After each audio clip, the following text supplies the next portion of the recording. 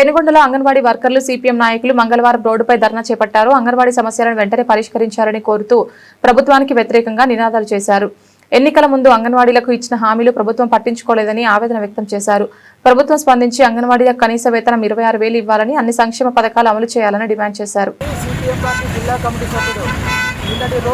అత్యంత దుర్మార్గంగా, పాశవికంగా, శాంతియుతంగా గాంధీ మార్గంలో నిరసన కార్యక్రమం చేస్తున్న విజయవాడ సెంటర్లో అంగన్వాడీ టీచర్లను తెల్లవారుజామున 4-5 గంటల మధ్యలో అత్యంత అమానుషంగా అరెస్టు చేయడాన్ని సిపిఎం పార్టీ ఖండిస్తున్నది.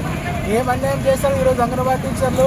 ఎన్నికల ముందు మీరు చెప్పిందే కదా, ఎన్నికల్లో గెలిచిన తర్వాత అంగన్వాడీ సమస్యలన్నీ పరిష్కరిస్తాం, ఏదైతే మీ డిమాండ్స్ ఉన్నాయో ఆ డిమాండ్ని కూడా క్రమపద్ధతిలో నెరవేరుస్తామని చెప్పేసి ఆ రోజు ఇప్పుడున్న ముఖ్యమంత్రి చంద్రబాబు నాయుడు గారు చెప్పారు.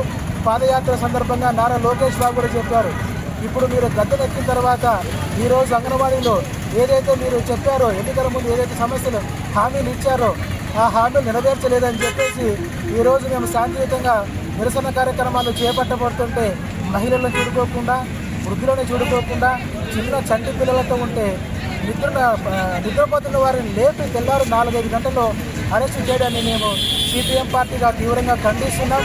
వెంటనే ఇప్పటికైనా కూడా ఈ కేంద్ర ప్రభుత్వము ఈ రాష్ట్ర ప్రభుత్వము కళ్ళు తెరిచి ఏదైతే అంగన్వాడీ డిమాండ్స్ ఉన్నాయో వాటినన్నింటినీ పరిష్కరించాలని చెప్పేసి ఈ సందర్భంగా తెలియజేస్తూ పెనుగొండ అంబేద్కర్ సెక్టర్ నడిపోతున్న ఈరోజు వందలాది మంది అంగన్వాడీ టీచర్లతో కలిసి వచ్చే ప్రజా సంఘాలు, వ్యవసాయ కార్మిక సంఘం, ఎస్ఎఫ్ఐ, ఇతర సంఘాలతో కూడా ఈరోజు ఈ కార్యక్రమాన్ని చేపడుతున్నాం. ఈ అంగన్వాడీ డిమాండ్స్ నెరవేర్చేందుకు కూడా ఈ ఉద్యమాన్ని కొనసాగిస్తామని చెప్పేసి రాష్ట్ర ప్రభుత్వానికి హెచ్చరిక జారీ చేస్తున్నాం.